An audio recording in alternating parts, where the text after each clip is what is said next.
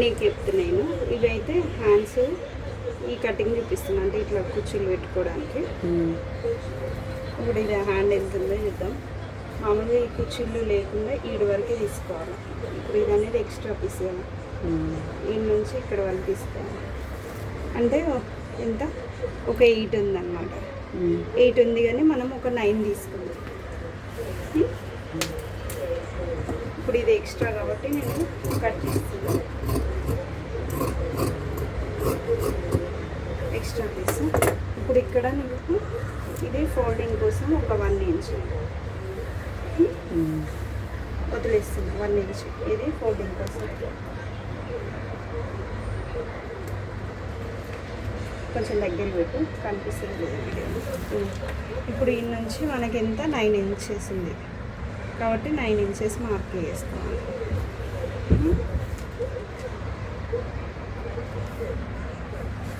9 ఉంది కదా, స్ట్రైట్గా లైన్ అయితే ఇది టేప్ కొలతతో కాబట్టి టేప్ ఇస్తుంది. ఇప్పుడు ఈ నుంచి ఒక 3 ఇంచెస్ 2.5 ఇంచెస్ మనం డౌన్ పెట్టుకోవాలి ఇక్కడ చంక. అప్పుడు ఇది అనేది కరెక్ట్ హ్యాండ్ అనేది ఇట్లా ఇది కరెక్ట్ హ్యాండ్ అన్నమాట. ఇప్పుడు ఈ నుంచి మనం ఎంత అనేది కుర్చీని బట్టి ఉంటుంది. ఇప్పుడు మనకి ఎక్కువ పఫ్ కాకుండా ఇట్లా సింపుల్గా జస్ట్ కనిపించినట్టు అంటే మనం ఒక 2 ఇంచెస్ అట్లా పెట్టుకోవచ్చు. 2 ఇంచెస్ పెట్టుకోవచ్చు. ఎక్కువ కనిపించద్దు ఇట్లా అని. ఒకవేళ కొంతమందికి బాగా ఇట్లా కనిపించాలంటారు, పఫ్స్ అనేవి మంచిగా ఎక్కువ కనిపించాలి అన్నప్పుడు మనం ఒక 3.5 ఇంచెస్ పెట్టుకోవచ్చు. అంటే లైట్గా అంటేనేమో 2 ఇంచెస్ పెట్టుకోవాలి. లైట్గా అంటే ఇప్పుడు ఈ నుంచి ఇడికి లైట్గా అంటే ఇట్లా 2 ఇంచెస్తో తీసుకోవాలి.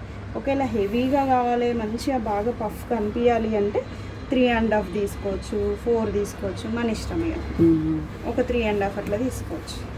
ఇప్పుడు నీకు లైట్గా కాబట్టి నేను ఇంకే కట్ చేస్తాను.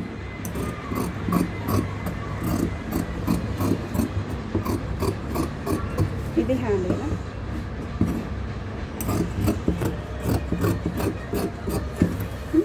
ఇప్పుడు నీకు ఎక్కడి నుంచి ఎక్కడి వరకు పెట్టాలంటే ఇప్పుడు ఇదేమో middle part, hand middle joint. ఇదేమో మనకి ఈ నుంచి నువ్వు కుర్చీలు అనేవి స్టార్ట్ చేసుకోవాలి. అంటే ఇట్లా ఈ నుంచి 4 వస్తాయి మినిమం. మంచిగా ఇట్లా 3 వచ్చినాయి. ఇటు 3 అటు 3 అట్లా మంచిగా వస్తుంది. అప్పుడు ఈ చంక అనేది నీకు బ్లౌజ్కి సరిపోతుంది అన్నమాట. అది క్రాస్ దిగా, దీనికి క్రాస్ అవసరం లేదు, క్రాస్ దిగ.